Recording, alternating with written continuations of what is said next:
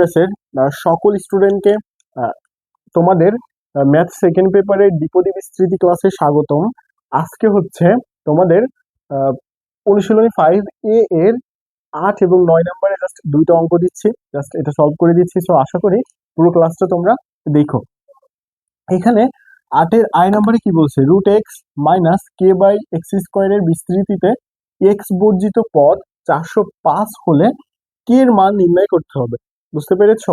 তাহলে আমাকে আগে এই যে বিস্তৃতিটা আছে এখান থেকে আমাকে কি পদ বের করে নিতে হবে, এক্স বর্জিত পদ আগে কি করব, বের করব। করার পরে ওইখান থেকে ওর যে পদের যে মানটা হবে সেটা 405 হলে এখান থেকে কি এর একটা মান করব, বের করবো। তাহলে ইজি। তাহলে দেখো তো,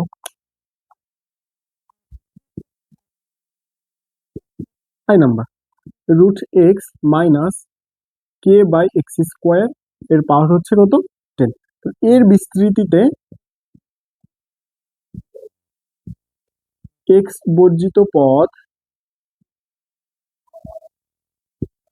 হবে r+1 তম পদ, r+1 তম পদ। ক্লিয়ার? তাহলে দেখো তো, 10cr প্রথম পদ √x এর পাওয়ার কি হচ্ছে, মান 10 - r, দ্বিতীয় পদ হচ্ছে -k/x² এর পাওয়ার হচ্ছে r। তাহলে এখন এটা আমরা বের করব, 10cr √x, তার মানে এটা কি 1/2, তার মানে আমরা 10 - r/2 লিখতে পারি না। দেখো তো, বুঝতে কি পেরেছো? রুট মানে কি 1/2, সেটাও সঙ্গে গুণ করে দিলাম। আবার এখানে -k এর পাওয়ার হচ্ছে r, আর এখানে x এর পাওয়ার -2r। এটা হচ্ছে, এখন এটাকে এক জায়গায় করব, 10cr x, এটা দেখো তো 10 - r ভাগ হচ্ছে 2, আর এটা -2r, এরকম হয় কিন্তু, তাই না? তাহলে এটা লসাগু যদি আমরা করি, 10 - r মাইনাস হচ্ছে কি 4r, তাহলে আমার 10 কি হচ্ছে 5r/2 এরকম হচ্ছে কিন্তু। তাহলে এখন লিখবা 10 - 5r/2 আর -k⁴r। তাহলে এখন x বর্জিত পদের শর্ত কি ছিল, পাওয়ার দুইটা, অর্থাৎ 10 - 5r/2 সমান কি হতে হবে, 0 হতে হবে না? তাহলে 10 - 5r সমান 0। তাহলে এখান থেকে r এর মান আমরা কত পাচ্ছি, 2 পাচ্ছি। তাহলে দেখো, এখানে যদি r এর মানটা আমরা 2 বসাই দেয়, তাহলে r এর মান যদি এখানে 2 বসাই, তাহলে এখন লিখবে x বর্জিত পদ 10c2 x এর, এখানে x বর্জিত পদ দেখো, এখানে যদি 10 বস 0/2 মানে 0 হয়ে যাচ্ছে, এটা লিখবো না। -k এর পাওয়ার কি হচ্ছে 2, তাহলে এটা আমার কি দাঁড়ায়, এটারে যদি আমরা হিসাব করি 45k²। তাহলে আমাকে বলেছিল যে এই যে মানটা আছে না ভাইরা, এই মানটার সমান কত হচ্ছে, 405। তাহলে এখন দেখো, এখানকার এই মানটা সমান হবে 405। তাহলে অতএব 45k² সমান 405। তাহলে k² সমান 405 ভাগ হচ্ছে কি 45, তাহলে k সমান, এটা হচ্ছে 9, তাহলে k সমান k² সমান 9 +-3। এইটা হচ্ছে উত্তর। আমার ক নম্বরে বলেছিল কে এর মান নির্ণয় করো, এটা উত্তর। দেখো তো, বুঝতে কি পেরেছো? এরপরে যদি সমস্যা থাকে অবশ্যই জানিও। তারপরের অঙ্কতে আমরা চলে আসি। পরের অঙ্কে আমাকে কি বলেছে, 9 আই নাম্বার, 9 আই নাম্বারে বলছে যে 3 + x/2n এর বিস্তৃতিতে x⁴ আর x⁴ এর সহগদ্বয় সমান হলে আমাকে কার মান নির্ণয় করতে হবে, n এর মান নির্ণয় করতে হবে। সো লক্ষ্য করো, এখানে যে বিস্তৃতিটা আমাদের দেওয়া আছে সেটা 3 + x/2 এর পাওয়ার হচ্ছে n। এই বিস্তৃতির আগে হচ্ছে সাধারণ পদ বের করে নিব, কেমন? তাহলে এর সাধারণ পদ হবে, এর সাধারণ পদ হবে r+1 তম পদ, r+1 তম পদ। তাহলে দেখো তো, এর r+1 তম পদ কি, ncr 3 পাওয়ার n মাইনাস আর x/2 এর পাওয়ারও কি হচ্ছে আর, এটা হচ্ছে না।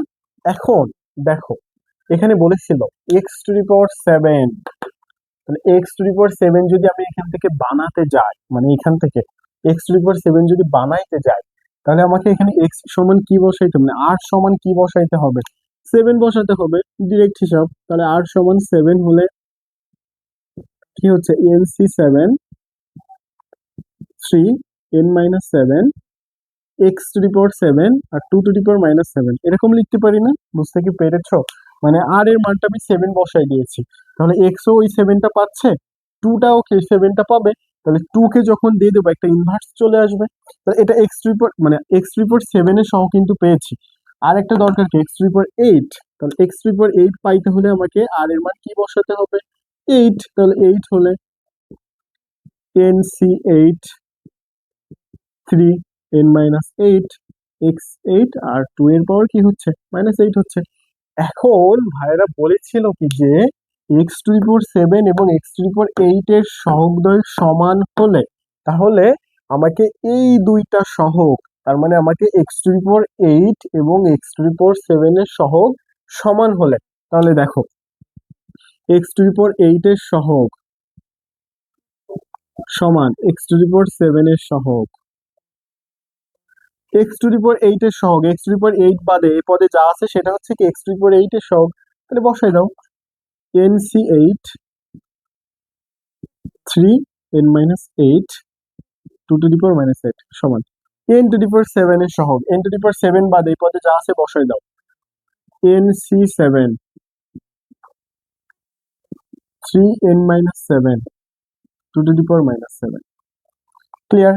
এখন দেখো এটার মান যদি বের করি তাহলে আমরা কি জানি n ফ্যাক্টোরিয়াল 8 ফ্যাক্টোরিয়াল আর হচ্ছে n-8 ফ্যাক্টোরিয়াল, এটা আমরা জানি 3n আর 3⁻⁻8 লিখতে পারি, আর এখানে কি আছে 2⁸ সমান এটাও কি লিখতে পারি n ফ্যাক্টোরিয়াল, এটা হচ্ছে 7 ফ্যাক্টোরিয়াল, n মাইনাস কি 7 ফ্যাক্টোরিয়াল, এখানে 3n 3⁻⁻7 আর 2 কি -7 এভাবে লিখতে পারি। এখন দেখো 3n আমি যদি একটু রেড কালার দিয়ে বোঝানোর চেষ্টা করি, 3n 3n 3n উভয় সাইডে কি একই আছে, তার মানে আমি কি করতে পারি আউট করে দিতে পারি, তাই না? তাহলে এখন এখানে কি থেকে যাচ্ছে, আবার দেখো এখানকার n ফ্যাক্টোরিয়াল এখান থেকে কি আউট করে দিতে পারি, তাই না? তাহলে এখন এখানে উপরে কি থেকে যাচ্ছে 1, জাস্ট কি 1।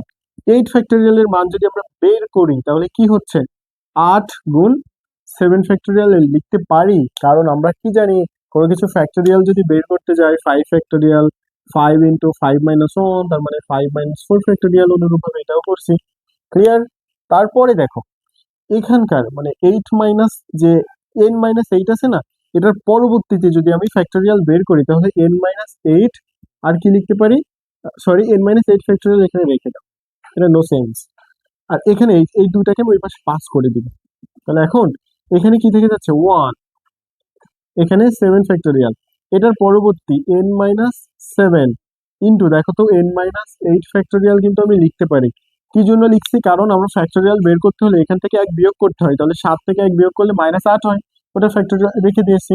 এটা তো উঠে গিয়েছিল, উঠে গিয়েছিল, এই 3⁻7 ভাগ 3⁻8 এটা লিখতে পারি গুণ 2⁻7 ভাগ 2⁻8, এভাবে কিন্তু আমরা কি লিখতে পারতেছি।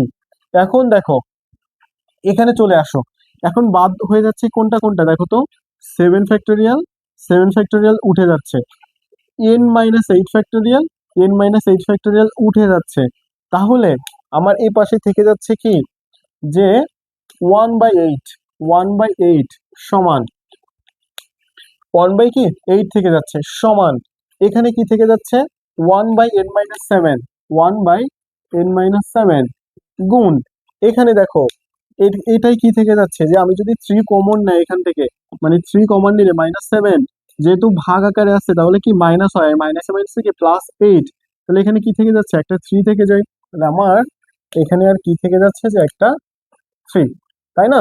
তারপরে দেখো 2⁻7 তাহলে এখানে কি থেকে যায় -7, মাইনাসে মাইনাসে +8, এখানেও কি ওয়ান থেকে যায়, তার মানে আমার এখানেও কি থেকে যাচ্ছে, টু থেকে যাচ্ছে, মানে এখানেও টু থেকে যাচ্ছে।